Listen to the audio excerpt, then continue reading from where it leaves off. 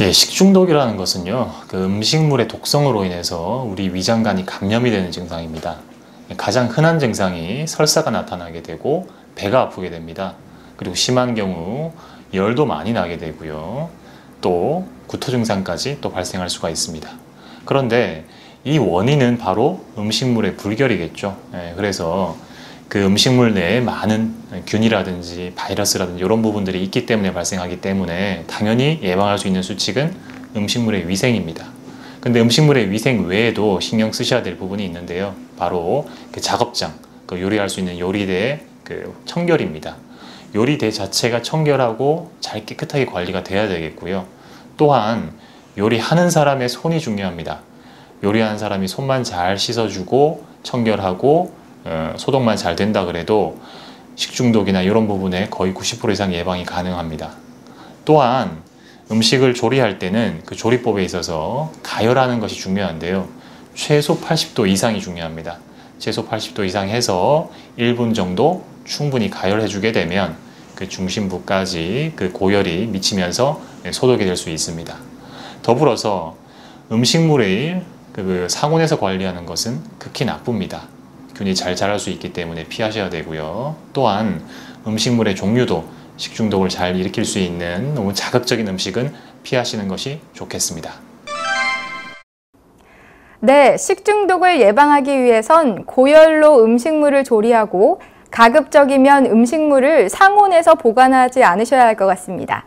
흔히들 식중독을 예방하기 위해서는 음식을 무조건 끓여 먹어야 한다고 알고 계시는데요.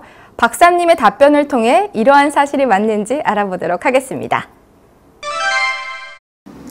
예, 식중독 같은 경우에는 그 일으키는 원인 자체가 식중독균입니다. 세균이죠. 세균은 열에 약하지 않습니까? 그래서 당연히 가열을 하게 되면 많은 대부분의 식중독은 예방이 가능합니다. 그런데 예외적으로 식중독균 중에서도 가열을 하면 죽지 않는 균이 있습니다. 집단 식중독을 일으킬 수 있는 집단 식중독균이 대표적인데요. 이런 것들은 가열해도 죽지 않죠.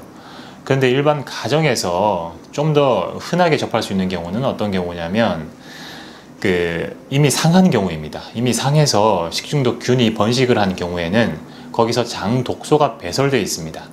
이 장독소의 특징은 열을 아무리 고온을 가해도 파괴되지가 않습니다. 제거되지가 않습니다. 따라서 이미 상한 음식을 가열을 해서 먹는다는 것은 매우 위험합니다. 그래서 음식물 자체를 요리할 때 가열해서 끓이는 것도 중요하지만 그 요리하기 이전에 이미 상해진 않은지, 그 음식물이 신선한지, 유통 과정이 괜찮은지, 재료는 위생적이고 청결한지 이런 것들을 살펴서 요리를 해주시는 게 가열하는 것보다 그 이상 또 중요하다고 하겠습니다. 네, 고온에서도 죽지 않은 균이 있다니 굉장히 놀라운데요. 그럼 여기서 식중독이 발병할 경우 그에 따른 치료 방법에 대해 알아볼까 합니다. 박사님, 알려주시죠. 네, 식중독은 그 대표적인 증상이 첫 번째가 설사입니다. 그래서 설사가 나타나기 때문에, 심하게 나타나기 때문에 대부분 사람들이 설사가 나타나니까 설사를 멈추게 하는 지사제를 쓰고 또 병원에서 처방도 하곤 하는데요.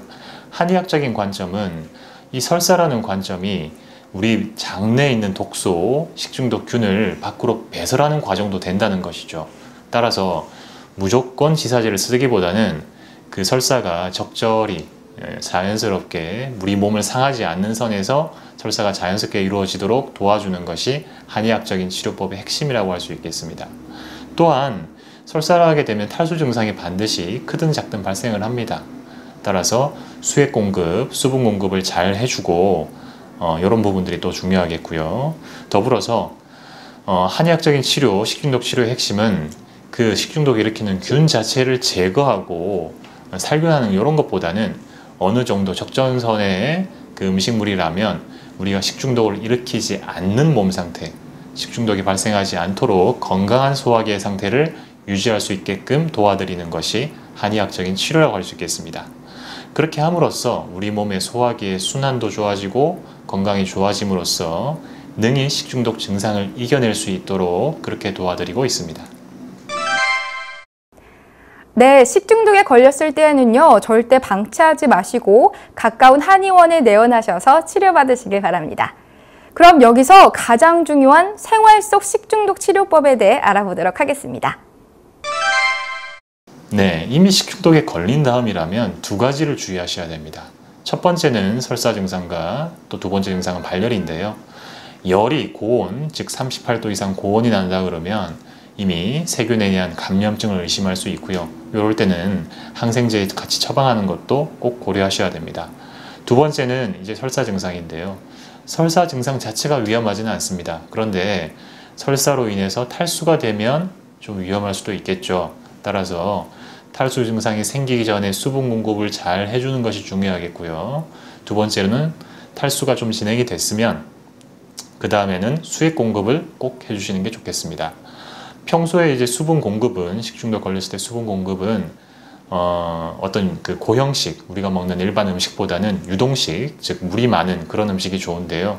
그 중에서도 제가 권해드리는 것은 돼지고기, 그리고 각종 채소, 예를 들면 애호박, 배추, 무, 가지 이런 것 하고 그 다음에 흰쌀밥을 거기에 넣습니다. 적정량의 물을 넣어서 푹 익힌 다음에 그 물만 마시는 겁니다. 그 물에는 이미 단백질, 지방, 비타민, 미네랄, 탄수화물 이렇게 충분한 영양이 있기 때문에 그 물만 잘 섭취하면서 생활 관리하시면 설사가 어느 정도 있더라도 충분히 내 몸이 이겨낼 수 있는 그런 조건을 만들어 주므로 매우 권해드릴 만합니다.